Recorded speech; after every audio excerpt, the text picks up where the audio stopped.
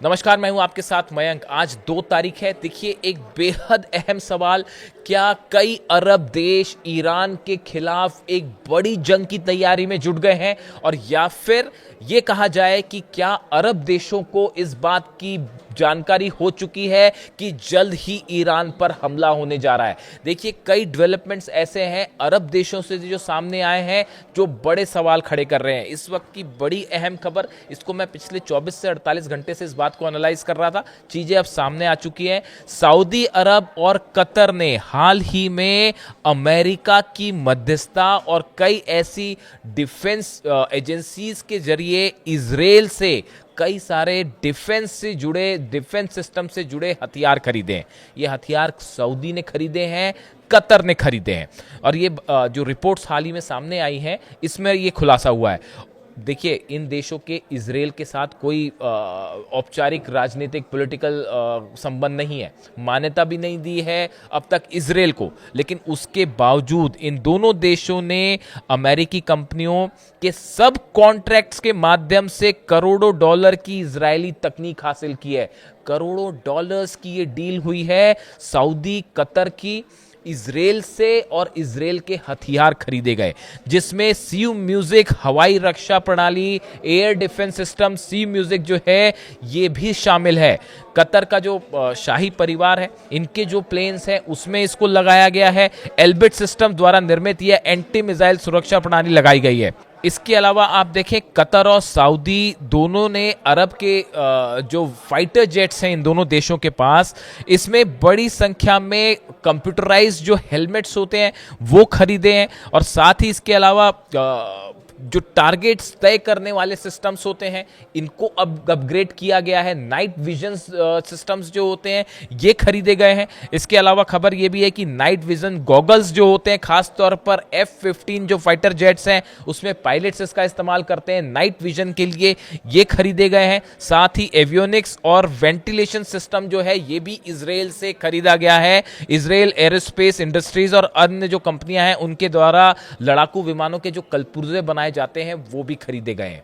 देखिए, ये सब इस ओर इशारा कर रहा है, एक बड़ा डेवलपमेंट आप समझिए, चाहे सऊदी हो, चाहे कतर हो, चाहे यूएई हो, ये सब देश अपने डिफेंस सिस्टम को तेजी से मजबूत करने में जुटे हुए हैं। ये इजराइल, देखिए, इजराइल के साथ कोई औपचारिक संबंध नहीं है इन देशों के, लेकिन उसके बावजूद अमेरिका की कंपनी को बीच में रखते हुए अमेरिकन फर्म्स ने ये डील करवाई और इजराइल से सामान खरीदा है इन अरब देशों ने। इसके अलावा आप देखें, यूएई जो है इस समय डिफेंस सिस्टम परचेस करने में लगा हुआ है। उसका सबसे बड़ा एम ये है कि जो ईरान की मिसाइल्स फायर होती हैं उनको कैसे रोका जाए, और इसके लिए यूएई आनन फानन में कई देशों के साथ इस चर्चा में है कि किसी तरह से डिफेंस सिस्टम की जो मिसाइल्स हैं वो खरीदी जाए, डिफेंस सिस्टम खरीदा जाए। अब सवाल ये है, आखिर ये अरब देश इतने आनन फानन में अपना डिफेंस मजबूत करने में क्यों जुटे हुए हैं? कल ही एक अहम खबर आई कि इजराइल ने भी अपना आयरन डोम सिस्टम तेजी के साथ अपग्रेड करना शुरू कर दिया है, और काफी हद तक वो हो भी गया है। जिस तरह से ईरान ने मिसाइल्स मारी थी फतह 2, खुर्रम शहर और सेजिल, उसका कोई जवाब इजराइल के पास नहीं था, और इजराइल के 10 से 12 शहरों में भयंकर तबाही देखने को मिली थी। आयरन डोम पूरी तरह से फेल हो गया था, एरो पूरी तरह से फेल हो गया था, यहां तक कि अमेरिका जो सिस्टम लगे थे वो भी फेल हो गए। ऐसे हालात में ईरान की इन मिसाइल्स को रोकने के लिए आयरन डोम को तेजी से अपग्रेड किया जा रहा है। यानी अरब के जो देश हैं वो डिफेंस मैकेनिज्म अपना तेजी से इंप्रूव कर रहे हैं, और इजराइल भी इस काम में जुटा हुआ है। क्या इन सबको ये पता है कि जल्द ही ईरान पर स्ट्राइक करने वाला है अमेरिका, और जब पलटवार होगा तो उसको कैसे रोका जाए, इस तैयारी में जुटे हैं ये सब देश। देखिए, इसके अलावा जो अहम खबर ये भी थी, चाइना के विदेश मंत्री, इनकी मुलाकात होती है सऊदी के विदेश मंत्री से। Chinese foreign minister Wang Yi met Saudi foreign minister prince Faisal bin Farhan Al Saud in Beijing में ये मुलाकात हुई, urging all parties to preserve dialogue as the Middle East navigates a fragile ceasefire. देखिए, खबर ये है, Saudi के विदेश मंत्री वो चीन गए। इसकी देखिए एक बड़ी वजह यह है, ऐसा इस तरह की चर्चाएं हैं कि सऊदी को ये बात समझ में आ गई है कि अमेरिका तो रक्षा नहीं कर सकता हमारी, जब ईरान मारेगा तो अमेरिका तो बचा नहीं पाएगा, वो तो उसके खुद के बेस नहीं बचा पाया तो सऊदी को क्या बचाएगा वो। तो अब क्या किया जाए, तो एक नया एलाई खोजा जाए। तो आजकल सऊदी जो है वो ईरान के साथ खूब छन रही है सऊदी की, तो और कई सारी डिफेंस डील हो रही हैं, इस तरह की भी बातें। अब सऊदी के विदेश मंत्री जाते हैं बीजिंग और उनकी वांग यी से मुलाकात होती है, लेकिन इस मुलाकात में चीन की तरफ से, चीन के विदेश मंत्री की तरफ से सीधा सीधा मैसेज दिया गया पूरे अरब देशों को और यहां तक कि अमेरिका को भी। उन्होंने ये कहा कि किसी भी सूरत में ईरान के साथ जंग नहीं होनी चाहिए, ये स्टैंड चीन ने ले लिया है ईरान के लिए। सऊदी के विदेश मंत्री को साफ साफ ये बात कह दी गई है कि आप किसी भी सूरत में ईरान के साथ जंग में ना उलझें। यही बात बाकी अरब देशों को चीन की तरफ से कही गई है और अमेरिका को भी सीधी सीधी वार्निंग दी गई है कि अगर किसी भी तरह की यहां पर जंग होती है तो इसका बड़ा खामियाजा पूरे रीजन को उठाना पड़ेगा। और किसी सूरत में जो है वो एमओयू जो है, आप हर सूरत में एमओयू की शर्तों का पालन करना चाहिए अमेरिका को, ये बात चीन कह रहा है। देखिए जो खबर है, China also place to work with Saudi Arabia to reduce regional tensions and promote lasting peace. देखिए ये एक और गौर करने वाली बात यह है कि जिस तरह से अमेरिका का प्रभाव घटा है पूरे अरब में ही नहीं, पूरी दुनिया में, खास तौर पर मिडिल ईस्ट में, ये जो बेसिस जले, अमेरिका को नुकसान हुआ, हॉर्मुज कंट्रोल नहीं कर पा रहे हैं, डील नहीं कर पा रहे हैं, ईरान अपनी शर्तों पर बातचीत कर रहा है, जंग में ईरान भारी पड़ रहा है। इसके बाद अमेरिका का जो प्रभाव था मिडिल ईस्ट में और खासकर अरब देशों में, वो कमजोर पड़ गया। अब चाइना को ये बात समझ में आ रही है, चाइना एक बड़ा रोल प्ले करना चाहता है मिडिल ईस्ट में, और इसीलिए जो अरब देश हैं इन सब के साथ चाइना अपने बायलैटरल रिलेशंस बढ़ाना चाह रहा है और इस बात को सुनिश्चित करना चाह रहा है कि ईरान पर हमले ना हो, ताकि ईरान का ऑयल सप्लाई चाइना को जारी रहे। रूस की जो ऑयल सप्लाई है पूरी दुनिया में इस समय बाधित है, और पूरी दुनिया में क्या सप्लाई होगी, रूस अपने लिए ऑयल सप्लाई नहीं कर पा रहा क्योंकि यूक्रेन ने लाइन लगा दी है। 100 से ज़्यादा ऑयल रिफाइनरीज पर हमले हुए हैं रूस की। हम एक अलग से बात करेंगे, रूस पे हमलों का पैटर्न बिल्कुल वही है जो ईरान पर हुआ है।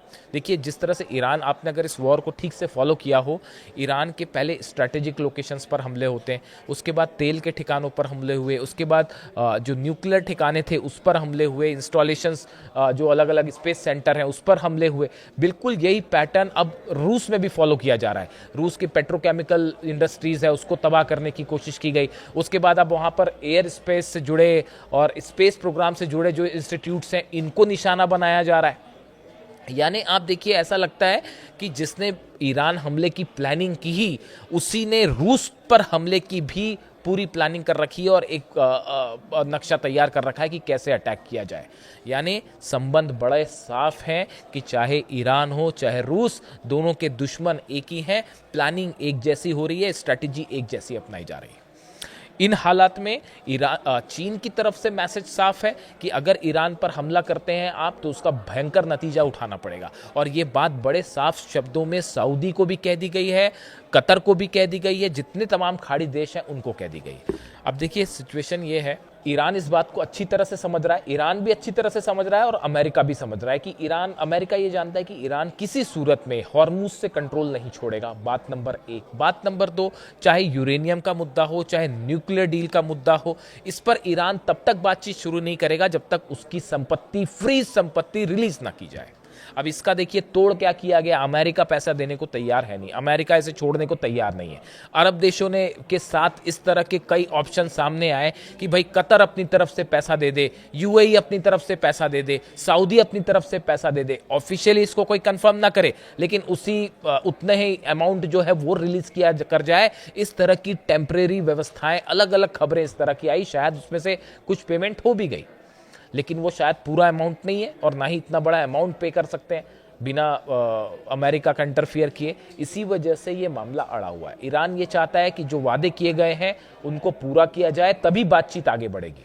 और अगर किसी तरह की टॉक्स हो भी रही है कतर के मीडिएशन से या इस तरह की कोई बात अगर हो भी रही है, वो किसी अंजाम तक नहीं पहुंचने वाली, वो बस हॉर्मुज तक सीमित है कि हॉर्मुज को कैसे खुला रखा जाए। और हॉर्मुज में हालात ये हैं कि एक और जहाज जो है वो कल ठोक दिया गया, 4 जहाज हो गए। तो वो ईरान ने वहां अलग बता दिया है कि भाई कौन से रूट को, लद्दाख द्वीप के आसपास वाला जो रूट है उसी को फॉलो करना है, अगर दूसरे रूट से जाने की कोशिश करेंगे तो फिर जहाज जला दिए जाएंगे। यानी हालात आप देखिए ये है कि एक तरफ अरब देशों ने अपने डिफेंस को मजबूत करने की तैयारी पूरी कर लिया है और तेजी से आगे बढ़ रहे हैं, दूसरी तरफ इजराइल अपना डिफेंस सिस्टम मजबूत कर रहा है। ये इस बात की ओर इशारा कर रहा है कि कुछ बड़ा होने जा रहा है जल्दी।